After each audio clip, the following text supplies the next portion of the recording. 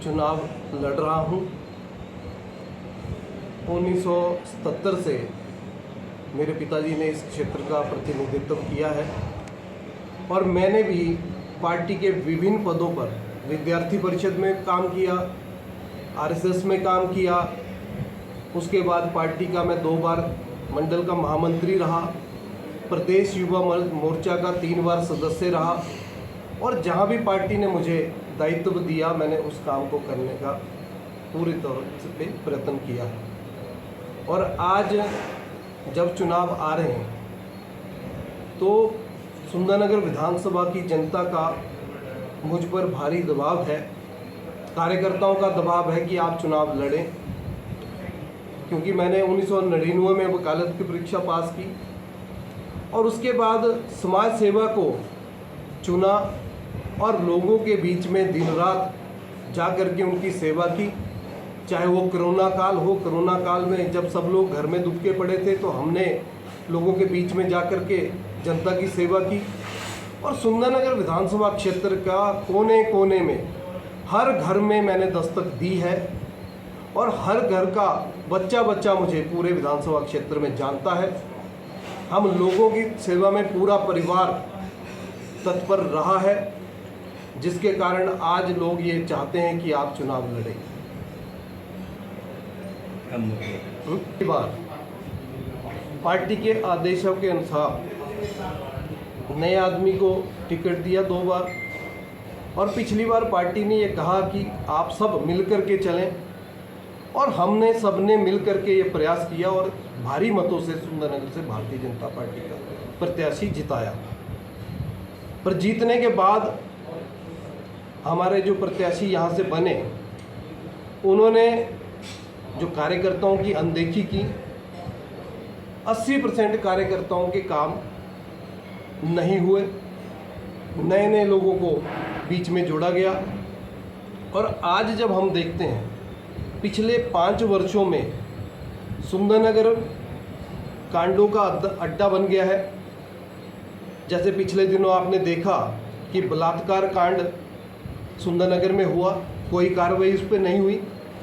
शराब का हम सुनते थे कि बिहार में, यूपी में और पंजाब में, बड़े बड़े राज्यों में जहरीली शराब के कांड होते थे, लेकिन हिमाचल प्रदेश में पिछले 5 वर्षों में अगर हिमाचल प्रदेश में कोई जहरीली शराब का कांड हुआ है तो वो सुंदरनगर विधानसभा क्षेत्र में। पुलिस भर्ती का मामला हो, पुलिस भर्ती में जो पेपर लीक हुआ वो हमारे यहाँ सुंदरनगर से हुआ, जिसके तार सुंदरनगर से जुड़े हैं। उसके बाद आपने पिछले दिनों ऑडियो सुना होगा, ऑडियो में जो हमारे यहाँ से बातचीत हुई जो नौकरी को लेकर, जहाँ पे बताया गया कि हमने तो घर से ही पेपर दे दिया गया। तो ऐसे जब काम हो रहे हैं और जो हमारे बेरोजगार भाई हैं जो तैयारी करके पेपर देने जाते हैं और बाद में पता लगता है कि ऐसी धांधलियाँ हो रही हैं, ये धांधलियों का अड्डा सुंदरनगर विधानसभा क्षेत्र बना हुआ है। पिछले दिनों आप सब जानते हैं कि पानी का एक प्रोजेक्ट सुंदरनगर में आया और बिना लोगों की सहभागिता से वो झील का गंदा पानी लोगों को पिलाया जा रहा है। जब हमने ये बात उठाई, जब प्रोजेक्ट का काम चला था तो हमने ये बात उठाई कि आप सुंदरनगर में जो पानी दे रहे हो वो पानी झील का, जहाँ पे पूरा झील का गला सड़ा सब सामान वहाँ पे होता है और आप उस पानी को लोगों को दे रहे हो। तो हमने ये एक सुझाव दिया था कि आप इस पानी को जो सीवरेज और अन्य कार्य, कपड़े धोने के लिए और अन्य जो कंस्ट्रक्शन वर्क हैं, इरिगेशन के लिए आप इस पानी को दीजिए, लेकिन ज़बरदस्ती आज सुनता इस पानी। तो ये जो सारी बातें हैं, नया काम सुंदरनगर में कोई नहीं। मित्रों, जब भी कोई नया जनप्रतिनिधि बनता है तो कुछ ना कुछ काम तो वो करता है, लेकिन हमें ऐसा कोई विशेष ऐसा कोई काम सुंदरनगर में कोई दिखने को नहीं मिला है। सिर्फ पुराने कामों के जीर्णोद्धार के काम किए जा रहे हैं और उस पर पट्टे लगाए जा रहे हैं। कोई नई सड़क सुंदरनगर विधानसभा क्षेत्र में नहीं बनी। पुरानी सड़कों पे 1-1 किलोमीटर सड़क बनती है, उसके उद्घाटन किए जा रहे हैं। ऐसा विकास का कोई काम, कोई विशेष काम सुंदरनगर विधानसभा क्षेत्र में नहीं हुआ। दिन रात मेहनत करने के बाद आज जो हमारे कार्यकर्ता जिनको हाशिए में धकेल दिया गया, हम उनके बीच में लोगों के सुख दुख में लगातार जा रहे हैं और जनता का भारी दबाव है कि इस बार आपको चुनाव लड़ना है। और जहाँ तक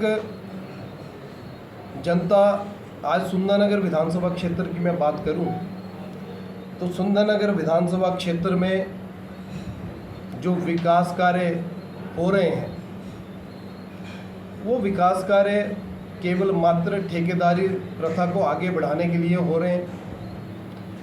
आज चिट्टा माफिया, आज शराब माफिया, अगर हम पहले सुनते थे कि बिहार में शराब कांड हुआ, यूपी में शराब कांड हुआ, उसके बाद पंजाब में सुनते थे, अगर हिमाचल में शराब कांड हुआ है तो हम शर्मसार हैं कि हमारे सुंदरनगर विधानसभा क्षेत्र में शराब का कांड हुआ है, जिसके कारण 8 लोग परिवार के लोग उसमें उनकी जानें गई।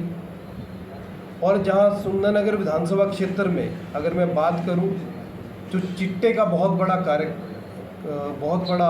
काम चिट्टे का ये सुंदरनगर विधानसभा क्षेत्र में फैला है और जहां जनता त्रस्त है, पार्टी के कार्यकर्ताओं को दरकिनार कर दिया जा रहा है।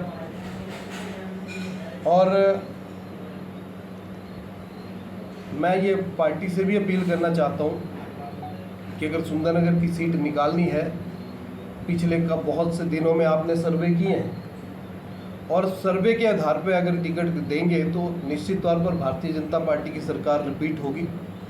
अन्यथा हम पे जनता का दबाव है और हम हर हालत में निर्दलीय प्रत्याशी के तौर पे मैं चुनाव लड़ने वाला हूँ। सक्रिय राजनीति में है, 28 वर्षों तक मेरे पिताजी विधानसभा के सदस्य रहे, 45 वर्षों का उनका राजनीतिक सफ़र रहा है।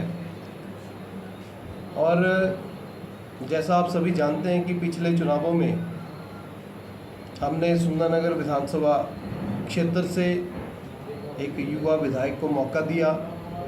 पार्टी के आदेशों के अनुसार हम सब ने मिलकर के काम किया, लेकिन चुनाव होने के उपरांत हमें और हमारे कार्यकर्ताओं को हाशिए पे धकेल दिया गया। और मैं अपने बारे में अगर आपको बताऊं, 1999 में लॉ की पढ़ाई करने के पश्चात मैंने वकालत को छोड़कर समाज सेवा को महत्व दिया और समाज सेवा में निकल पड़ा और लगातार लोगों के सुख दुख में उनका सहभागी। जो सर्वे हुए हैं, अगर पार्टी उनके उस आधार पर टिकट देती है तो हम भी टिकट का दावा करेंगे, अन्यथा अगर नहीं देती है तो जनता का पूरा मूड है कि इस बार आप चुनाव लड़ें, तो हम चुनाव इस बार लड़ने जा रहे हैं, ये तय है।